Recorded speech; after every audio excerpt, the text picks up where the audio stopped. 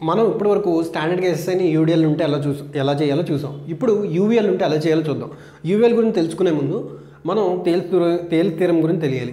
So ఎప్పుడైనా కానీ ఇది ABCDE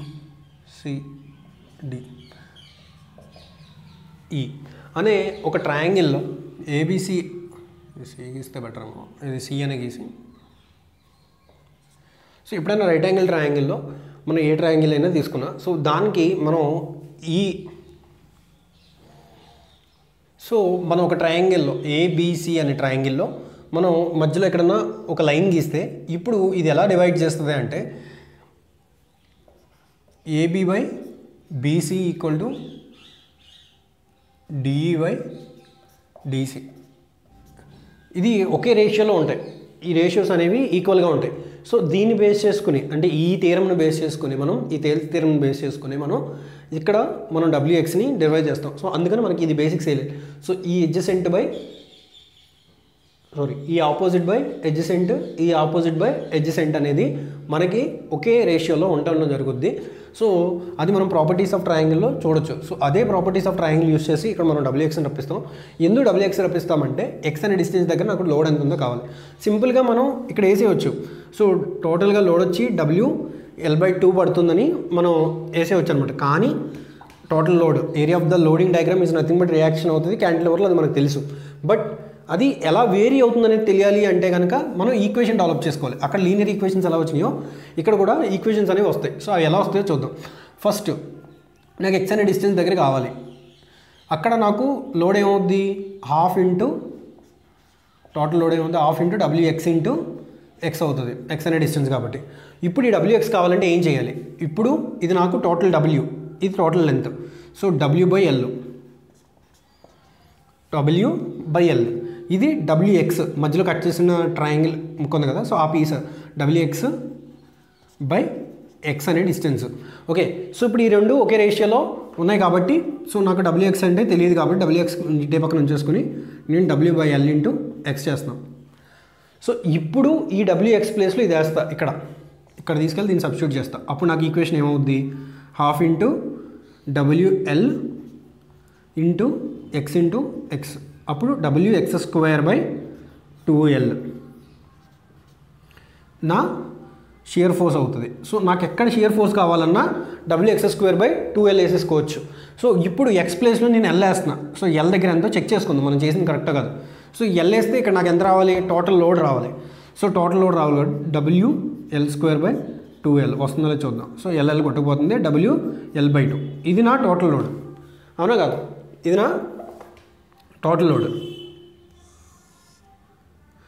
ఎందుకు అంటే మీరు అడగచ్చు, స్ట్రైట్ లైన్ గీయచ్చు కదా, పారాబోలిక్ ఎందుకు గీసారు అని.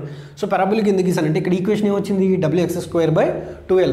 సో వేరియేషన్ ఎలా ఉంది, 2 degree parabola, y = 4ax², second degree parabola, అందుకని 2 డిగ్రీ గీసాను. అలాగే ఇలా ఎందుకు గీయకూడదు అని అడగచ్చు మీరు. వెళ్ళే కొద్దీ ఏమవుతుంది, 0 అయిపోతుంది. సో అంటే మినిమం అవుతుంది. సో మినిమం కర్వ్ని ఎప్పుడు కూడా పారాబోలాలో మనం ఇలాగే గీస్తాం. సో అందుకని ఈ షేప్లో గీసాం అనమాట. సో ఇక్కడ ఏమవుతుంది, WL/2 ఇది నా షియర్ ఫోర్స్ డయాగ్రామ్ అవుతుంది. ఈ పాయింట్ ఏదైతే ఉందో ఇది చాలా ఇంపార్టెంట్. సో మనం అది చాలా మల్టిపుల్ టైమ్స్ వాడుతాం తర్వాత వేరే అవుతున్నప్పుడు ఈక్వేషన్స్ డెవలప్ చేసేటప్పుడు. ఓకే, ఈక్వేషన్స్ అన్నీ నాకు అవసరం లేదు అనుకుంటే, అంటే మ్యాక్సిమం ఇంపార్టెంట్ ఎగ్జామ్లో లేదు, డైరెక్ట్ రియాక్షన్ అడుగుతాడు చాలా క్వశ్చన్స్, అంటే చాలా వాటిలో. దానికి nothing but area of the triangle, అంటే ఏరియా ఆఫ్ ద లోడ్, ఏదైతే లోడ్ ఇచ్చాడో ఆ area of the load is నా రియాక్షన్ అవుతుంది క్యాంటిలివర్లో. సింపుల్గా డైరెక్ట్గా చేసేవచ్చు అనమాట.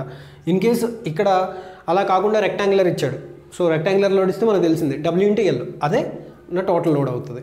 ఓకే, ఇప్పుడు బెండింగ్ మూమెంట్ డయాగ్రామ్ అనేది ఎలా వేరీ అవుతుందో చూద్దాం. సో బెండింగ్ మూమెంట్కి షియర్ ఫోర్స్కి డిఫరెన్స్ ఏంటి, సెంట్రాయిడ్ నుంచి యాక్ట్ అవుతుంది అన్నది ఒకటే తేడా, మిగతాదంతా సేమ్. ఓకే, సో ఇప్పుడు ఇక్కడి నుంచి మనం తెచ్చేసుకోవచ్చు 1/2 WX/X. కానీ ఇది మనం రైట్ నుంచి లెఫ్ట్కి వెళ్తున్నాం కాబట్టి ఇది ఒక ట్రయాంగిల్ అనుకుంటే, ట్రయాంగిల్ బేస్ నుంచి సెంట్రాయిడ్ ఏమవుద్ది, 1/3H అవుద్ది. అది ఇటైతే 2/3H అవుద్ది. సో అంతే కదా, ఇంటూ సెంట్రాయిడ్ డిస్టెన్సే కదా వేయాల్సింది. మన force into distance is nothing but moment. So ఇక్కడ మూమెంట్కి వచ్చేసరికి 1/2 WX/X ఇది ఈ డిస్టెన్స్ ఏదైతే ఉందో అది x/3 అవుద్ది. ఎందుకంటే ఇది నా బేస్ కాబట్టి ఇక్కడి నుంచి ఉన్న డిస్టెన్స్ వేయాలి నేను, x అనే డిస్టెన్స్లో చూస్తున్నా కాబట్టి.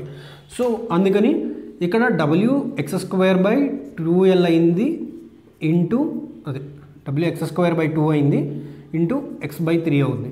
సో అప్పుడు నాకేమవుద్ది, ఈ ఎల్ ఉంటుంది, wx³/6l అవుతుంది. ఇది నా బెండింగ్ మూమెంట్ ఈక్వేషన్ అవుతుంది.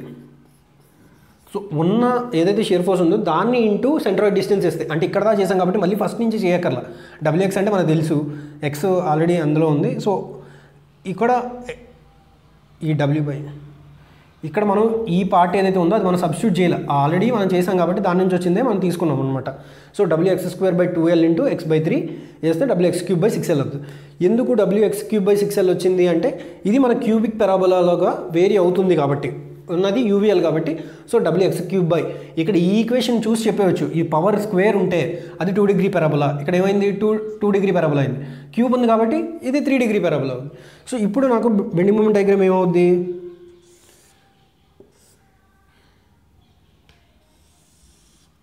ఇలా నాకు బెండింగ్ మూమెంట్ డయాగ్రామ్ అనేది వేరీ అవుద్ది, wx³/6l. సో ఇక్కడ x = l వేసాం అనుకో, నాకు l దగ్గర ఎంతో కావాలి కాబట్టి wL3/6l, ll కొట్టుకుపోయి ఇక్కడ నాకు మ్యాక్సిమం బెండింగ్ మూమెంట్ ఎంత ఉంది, wL²/6 వస్తుంది. అంతే. మనకి ఇప్పుడు ఎంత డిస్టెన్స్లో అడిగినా మనం ఆన్సర్ చేయొచ్చు, ఎందుకంటే మన దగ్గర ఈక్వేషన్ ఉంది కాబట్టి అక్కడ తీసుకెళ్ళి l పెడతాం. ఇప్పుడు 2l అంటే అక్కడ 0.5l ఇచ్చాడు, సో l/2 వేస్తాం, అప్పుడు మనకు వాల్యూ వస్తుంది. l/2 వాల్యూ వేస్తే ఎంత వస్తుందో అక్కడ నా బెండింగ్ మూమెంట్ చెప్పవచ్చు. సో ఈక్వేషన్ చేయడం వస్తే ఏ పార్ట్ ఆఫ్ ద సెక్షన్లోనైనా మనం బెండింగ్ మూమెంట్ అనేది కనుక్కోవచ్చు అనమాట. ఓకే, సో ఇది ఒక కేసు. సో దీన్ని బేస్ చేసుకుని మనం ఆపోజిట్గా ఎలా ఉంటుందో కూడా డెరైవ్ చేయొచ్చు. సో దీనికి కూడా ఈక్వేషన్స్ అనేవి అడుగుతాడు. లాస్ట్ టైం ఏపీపీఎస్సీ ఏఈలో ఈ ఈక్వేషన్స్ అడిగాడు. సో అలాగా డిఫరెంట్ ఎగ్జామ్స్లో డిఫరెంట్ టైప్స్లో మన ఈక్వేషన్స్ అనేవి ఫ్రేమ్ చేయమని అడుగుతాడు. సో ఇక్కడ లోడ్ ఉంది, సో దానికి ఈక్వేషన్ ఏమవుద్ది.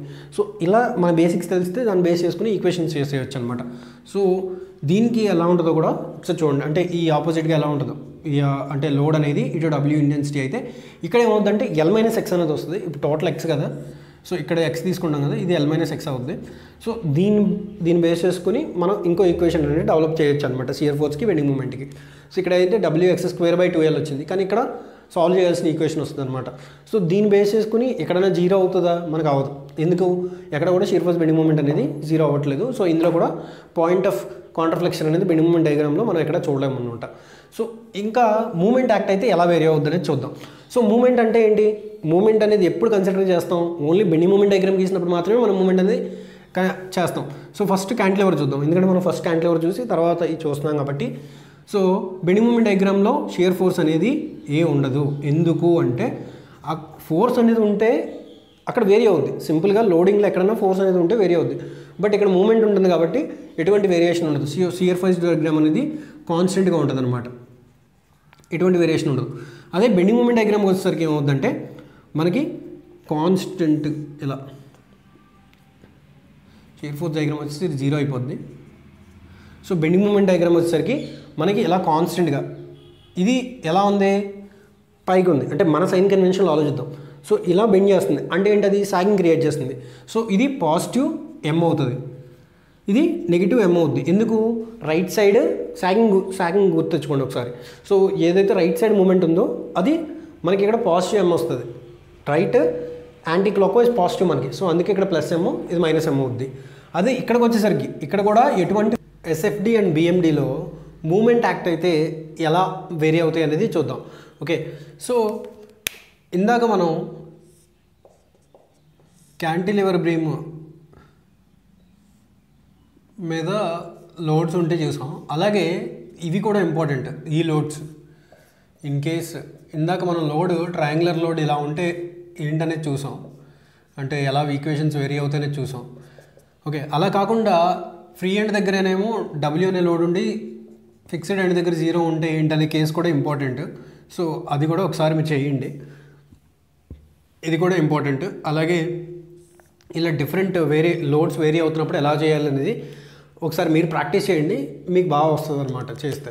ఓకే, సో నేను ఆల్రెడీ చెప్పాను కదా దీన్ని ఎలా చేసుకోవాలో. ఇప్పుడు అంటే ఇక్కడైతే ఇలా ఈక్వలేటరల్ ట్రయాంగిల్ వచ్చేసింది, అంటే సారీ ఇక్కడ ప్రాపర్టీ ఆఫ్ ట్రయాంగిల్స్ ప్రకారం అయితే ఇంకా ఈజీగా వచ్చింది. ఇక్కడ వచ్చేసరికి ఈక్వేషన్ వస్తుంది.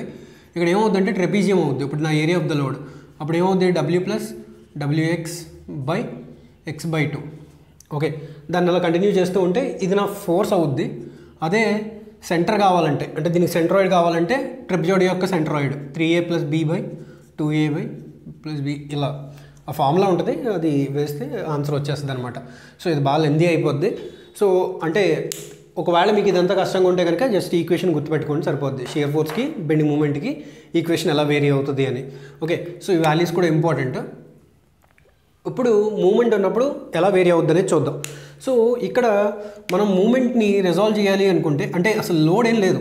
ఓకే, ఫోర్స్ అంటే ఏంటి, షియర్ ఫోర్స్ అంటే ఏంటి, సింప్లీ ఫోర్స్ ఏదైనా ఉంటే దాన్ని మనం కన్సిడర్ చేస్తాం. బట్ ఇక్కడ ఫోర్స్ అనేదే లేదు. ఓకే, ఎటువంటి ఫోర్స్ లేదు. అప్వర్డ్ అంటే మనం మామూలుగా σH, σV, σM ఈ 3 ఈక్వేషన్స్ చూస్తాం.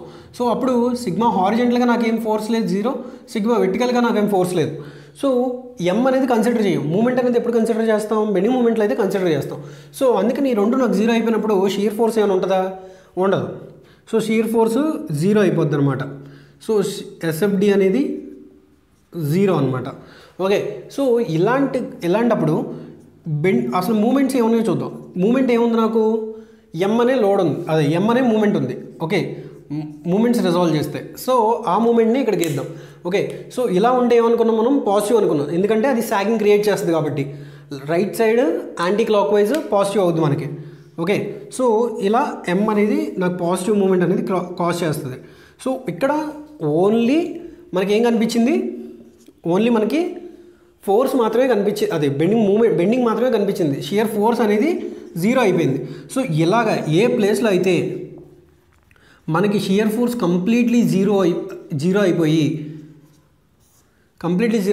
ఓన్లీ బెండింగ్ మూమెంట్ ఉంటుందో దాన్ని మనం ప్యూర్ బెండింగ్ అంటాం. బెండింగ్ థియరీ అనేది మనం నెక్స్ట్ చూస్తాం. సో ఆ బెండింగ్ థియరీ అనేది ఓన్లీ ప్యూర్ బెండింగ్ కేసులోనే, అంటే మనం అజంప్షన్స్ చేసుకుంటాం కదా, సో అందులో ప్యూర్ బెండింగ్ ఉంటేనే అవుద్ది. సో ఇక్కడ ఓన్లీ బెండింగ్ మూమెంట్ మాత్రమే ఎగ్జిస్ట్ అవుతుంది. ప్యూర్ బెండింగ్ అంటే షియర్ ఫోర్స్ అనేది కంప్లీట్లీ 0 అయిపోవాలన్నమాట. సో దానికి షియర్ ఫోర్స్ ఉండదు. సో ఇక్కడ కూడా చూద్దాం, ఇక్కడ కూడా ఎటువంటి ఫోర్సు లేదు. నెక్స్ట్ కేసు క్యాంటిలివర్ బీమ్ మీద యూనిఫామ్గా మూమెంట్ అనేది డిస్ట్రిబ్యూట్ అయింది. ఓకే, అలాంటప్పుడు నాకు షియర్ ఫోర్స్ ఏమైనా ఉంటుందా, ఫోర్స్ అనేది 0 మళ్ళీ, ఎందుకంటే అబౌట్ మూమెంట్ రిజాల్వ్ చేసినప్పుడు నాకేం కనిపించదు. సో ఇక్కడ కూడా షియర్ ఫోర్స్ అని ఉండదు. కానీ బెండింగ్ మూమెంట్లోకి వచ్చేసరికి చేంజ్ వస్తుంది, ఎందుకంటే ఇక్కడ M అనేది త్రూ అవుట్ ద లెంత్ ఉంది కాబట్టి టోటల్ ML అవుతుంది. ఓకే, సో మూమెంట్స్ రిజాల్వ్ చేసినప్పుడు, బట్ ఇక్కడి నుంచి అలా కాన్స్టెంట్గా 0 అయిపోద్ది అనమాట. సో ఇది కూడా ఇంపార్టెంట్. బెండింగ్ మూమెంట్ ఏమవుతుంది, త్రూ అవుట్ బెండింగ్ మూమెంట్ అనేది స్ప్రెడ్ అయి ఉన్నప్పుడు అని అడుగుతాడు. ఓకే, నెక్స్ట్ వచ్చి M అనే మూమెంట్ సెంటర్ మీద యాక్ట్ చేస్తే, అంటే సింప్లీ సపోర్టెడ్ బీమ్ మీద. ఎందుకంటే సింప్లీ సపోర్టెడ్ బీమ్లో మనకి ఇక్కడ చూసినట్టయితే నేను షియర్ ఫోర్స్ గీసాను. ఓకే, ఎందుకు అలా గీసాను అంటే చూద్దాం. సో RA, RB అని 2 ఫోర్సెస్ ఉన్నాయి. సో ఇక్కడ టోటల్ RA, RB అనేది 0. RA + RB = 0, ఎటువంటి ఫోర్సు లేదు కాబట్టి. కానీ మనం ఎప్పుడైతే ఈ క్యాలిక్యులేట్ చేయడం మొదలు పెట్టామో RA + RB అనేది 0 అవుద్ది, ఎందుకంటే ఫోర్సెస్ ఏం లేదు కాబట్టి. దీంతో పాటు మూమెంట్ కూడా ఉంటుంది. ఓకే, సో ఎప్పుడైతే ఇలా లిఫ్ట్ చేయడానికి ట్రై చేసిందో ఇది ఆపోజిట్గా, ఎప్పుడైతే ఫోర్సెస్ని రిజాల్వ్ చేసామో వెర్టికల్గా, ఇది ఎప్పుడైతే ఇలా లిఫ్ట్ చేయడానికి ట్రై చేసిందో ఆపోజిట్గా మనకి RA కిందకి కంప్రెస్ చేయడానికి ట్రై చేస్తుంది అనమాట. ఇది హాగింగ్ క్రియేట్ చేస్తుంది కదా. సో దీన్ని కౌంటరాక్ట్ చేయడానికి ఆపోజిట్గా RA రియాక్షన్ని ఎంతో కొంత ఇస్తుంది అనమాట. అక్కడ లోడ్ ఉన్నా లేకపోయినా దాన్ని ఈక్విలిబ్రియంగా ఉంచడానికి. ఓకే, సో అందుకని ఇక్కడ మనకి ఏమవుద్దంటే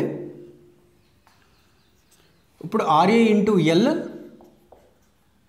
టోటల్ ఏముంది మధ్యలో, M అనే మూమెంట్ ఉంది, = 0 చేసాం అనుకో, అప్పుడు ఏమవుద్ది, RA M/L అనేది ఇటు సైడ్ నాకు వస్తుంది అనమాట.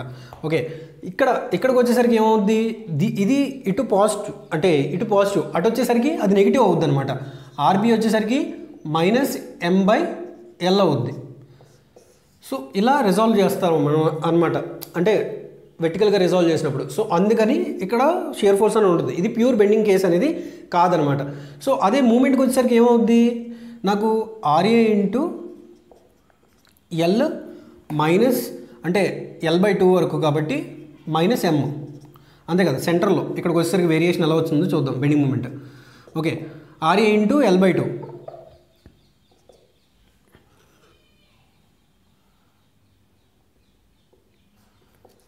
M అటు తీసుకెళ్తే RA నాకు ఆల్రెడీ ఏమొచ్చింది M/L వచ్చింది. M/L వచ్చింది into L/2 minus M. L కొట్టుకుపోద్ది M/2 minus M, అప్పుడు మైనస్ M/2 అనేది నాకు సెంటర్లో వస్తుంది అనమాట ఇక్కడ.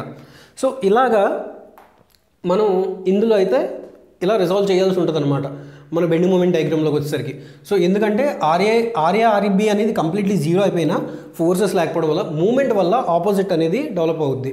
ఓకే ఎప్పుడు ఈ సపోర్ట్స్ని లిఫ్ట్ చేసినప్పుడు ఈ మూమెంట్ అనేది వెళ్ళి సపోర్ట్స్ని లిఫ్ట్ చేసినప్పుడు, అలా కాకుండా ఇక్కడ ఇంకో కేసు ఉంటుంది. ఇక్కడ M/2 అవుతుంది మూమెంట్ అనేది. ఎందుకు అవుతుందని చూసాం. RA into L. RA అంటే మనకి M/L వచ్చింది. సో M/Lలో నుంచి L/2 ఎందుకంటే ఈ సెంటర్ ఈ పాయింట్ దగ్గరికి మనం మూమెంట్ కట్టాం కాబట్టి బెండింగ్ మూమెంట్ అనేది. So RA M/L into L/2 minus M చేస్తే మనకి మైనస్ M/2 వచ్చింది. సో ఇక్కడ మన మూమెంట్ అనేది ఆ M/2 వస్తుంది. దాంట్లోంచి మూమెంట్ తీస్తే కిందకి M/2 అనేది వెళ్తుంది అనమాట, నెగిటివ్లోకి వెళ్తుంది. సో ఇలా మనకు బెండింగ్ మూమెంట్ డయాగ్రామ్ అనేది వేరే అవుద్ది. నెక్స్ట్ ఇన్ కేస్ మూమెంట్ అనేది రెండు సపోర్ట్స్ మీద ఉంటే అప్పుడు ఏమవుద్ది, ఇక్కడ రెండు కూడా కింద కంప్రెస్ చేస్తున్నాయి. ఓకే సో రెండు కూడా కింద సాగింగ్ క్రియేట్ చేస్తున్నాయి. సో వీటి నుంచి ఆపోజిట్గా వీటిని లిఫ్ట్ చేయడం అనేది లేదు. సో ఆ ఫోర్సెస్ ఎలా అయితే ఉన్నాయో దాని మీద పడుతుంది అనమాట. సో అందుకని సిగ్మా V అనేది కూడా నాకు జీరో అవుద్ది. ఓకే సో ఇక్కడ RA ప్లస్ RB అనేది జీరో అవుద్ది. కానీ మూమెంట్లోకి వచ్చేసరికి ఇక్కడ ఇక్కడ M అనేది ఉంది. సో ఇక్కడ ప్లస్ M అక్కడ మైనస్ M వచ్చి మనకి బెండింగ్ మూమెంట్ డయాగ్రామ్ అనేది ఇలా వస్తుంది అనమాట. ఓకే సో ఇది అనదర్ ప్యూర్ బెండింగ్ కేస్ అనమాట. సో ప్యూర్ బెండింగ్ కేసెస్ ఏమున్నాయి అని అడగొచ్చు లోడింగ్ ఇచ్చి. సో అలాంటప్పుడు కూడా మనం చూడాలి, ఎప్పుడైనా సెంటర్లో యాక్ట్ అయినప్పుడు మాత్రమే మూమెంట్ ఓన్లీ అలోన్ మూమెంట్ ఉన్న రియాక్షన్స్ అని అంటే షియర్ ఫోర్స్ డయాగ్రామ్ అనేది ఉంటుంది. ఓకే ఎందుకంటే అది లిఫ్ట్ చేయడానికి ట్రై చేస్తుంది కాబట్టి. ఇక్కడికి వచ్చేసరికి ఏంటంటే రెండు కూడా సపోర్ట్స్ మీద ఉన్నాయి కాబట్టి సపోర్ట్ దగ్గర తీసుకుంటుంది కాబట్టి లోడ్. సో ఇక్కడ ఫోర్సెస్ అనేది ఏం ఉండవు అనమాట, అంటే ఆపోజిట్ ఫోర్సెస్ డెవలప్ అవ్వవు, ఉన్న డైరెక్షన్లోనే ఉంటాయి కాబట్టి. ఓకే సో అందుకని ఇక్కడ ఫోర్సెస్ డెవలప్ అవ్వు, ఇక్కడ వచ్చేసరికి బెండింగ్ మూమెంట్ డయాగ్రామ్ అనేది డెవలప్ అవుతుంది అనమాట. సో ఇలా మనకి మూమెంట్స్ ఉన్నప్పుడు ఎలా వేరీ అవుద్ది అనేది ఇంపార్టెంట్. సో మూమెంట్స్ అనేవి ఎప్పుడు కూడా సిగ్మా M అంటే మన Mని రిజాల్వ్ చేస్తే బీమ్ని అలాంగ్ ద మూమెంట్స్ రిజాల్వ్ చేస్తే మనకి ఎంత మూమెంట్ ఉన్నది వస్తుంది. అండ్ దీని తర్వాత మనకి సింప్లీ సపోర్టెడ్ బీమ్లో కూడా ఈ కేసెస్ అనేవి ఇంపార్టెంట్. యూనిఫామ్లీ వేరియింగ్ లోడ్ ఉన్న కేసెస్ అనేవి ఇంపార్టెంట్ అనమాట. వాటిని ఎలా రిజాల్వ్ చేయాలో చూద్దాం.